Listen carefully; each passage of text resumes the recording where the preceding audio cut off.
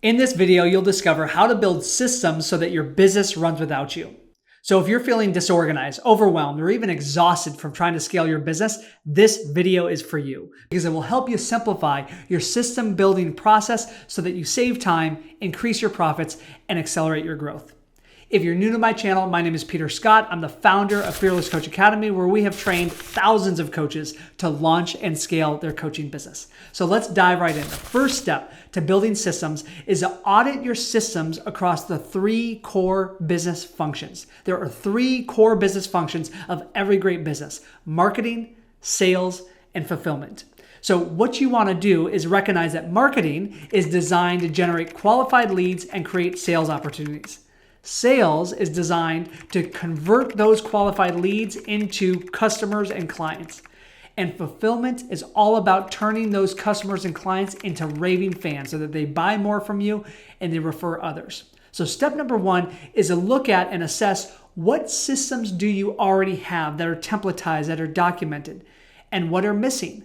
If you need help with clarifying that and organizing that, because that can be a Herculean task for many business owners, I actually have a systems playbook. It's a downloadable template that's completely free that you can use to audit what systems you already have and what systems you're missing across the three core business functions. So if you want that template for free, just click the link in the description below.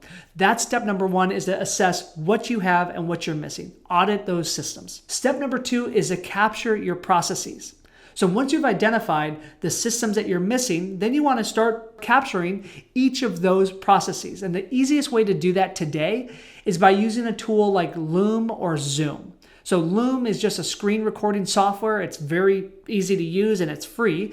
And you can go through and document what you're actually doing there. You can capture it by actively doing it on your computer and recording the screen. If you feel more comfortable having a team member or an employee who you're training to do it, then you just meet each other on Zoom and record the video as you walk them through that. That's step number one, is to capture the process. That's the second step, because you want to do that before you get to step number three, which is documenting your processes.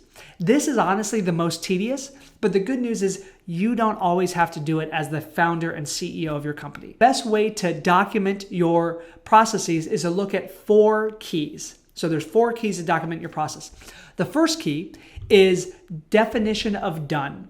It's defining, what does done mean? What's the specific, tangible, measurable result that you want this process to create? It's a waste of your time if you're creating all these systems but they're not producing the results that you want. So you got very clear on what's the outcome that you want this system to achieve that you or your team member can run. Definition of done. The second key to documenting your processes is defining who is involved. Sometimes it's you, right? So for quarterly planning as a CEO, it's typically the CEO who's responsible for the vision and the strategy of their company. But maybe if it's onboarding brand new clients, that's not the highest and best use of your time to do as a CEO. Maybe that's your coach on your team or your assistant. Whatever it is, that's who you want to define is responsible for this task. The third step is to actually detail out step by step the entire process. So this is after you've already captured it using Loom or Zoom. Then you or your team member lists out bullet by bullet points. Here's step 1, here's step 2, here's step 3 of this process. We want to be detailed enough so that if your team member was sick and they couldn't do it, somebody else who is competent but doesn't have mastery in this area could go into your playbook, open it up, and implement the task. That's what we want when we have a step-by-step process. We have systems for all of that. So again, if you download the template that I referred to earlier in the video, our systems playbook, you'll get access to all of it for free. So the link in the description below. The fourth key step here is KPIs. You want to get clear on what are the key performance indicators that you're tracking. So if you're creating a sales process, maybe there's a number of outreaches that you want your sales team to do, a number of book calls, a certain conversion rate, right? Those are simple KPIs to track.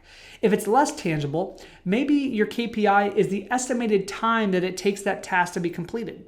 For example, with new client onboarding, for me, if I was to do it, it could take about 15 minutes. So we clarify with our team, this should only take you 15 minutes. What I don't want is a team member to take 30 minutes or an hour to do something when it could be done in 15 minutes. So we're setting those parameters. So those are the 4 key steps to documenting your processes. Again, definition of done, who is involved, detailed step-by-step, and KPIs to track.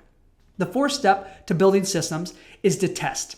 And the best way to test is to have another team member test it. So not you specifically, but another team member.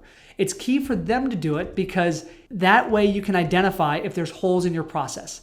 If you do it, you may subconsciously skip that step or subconsciously do that step even though you didn't outline it. But if they are unfamiliar with it and they implement it and they miss the result, it's because there was a step missing. And so testing it is critically important. And then the 5th and final step to building systems so that your business runs without you is to improve, optimize, and improve over time. Of course, think about it like a flywheel. You're doing these, but then as you get to the completion of that system, you want to make sure to optimize and improve it over time so that your business gets more and more successful. So now that you know how to build systems so that your business runs without you, where are you going to start? Leave me a comment below and let me know which of the core 3 business areas, marketing, sales, or fulfillment, you're going to start. So just comment marketing, sales, or fulfillment below so I know. Now, before I wrap up this video, I recognize recently that the majority of you watching my videos are not subscribed to my channel. And so I have a quick favor to ask. If you found this to be valuable, if you find the tool that you download to be valuable, then go ahead and subscribe to my channel so that you never miss a future video.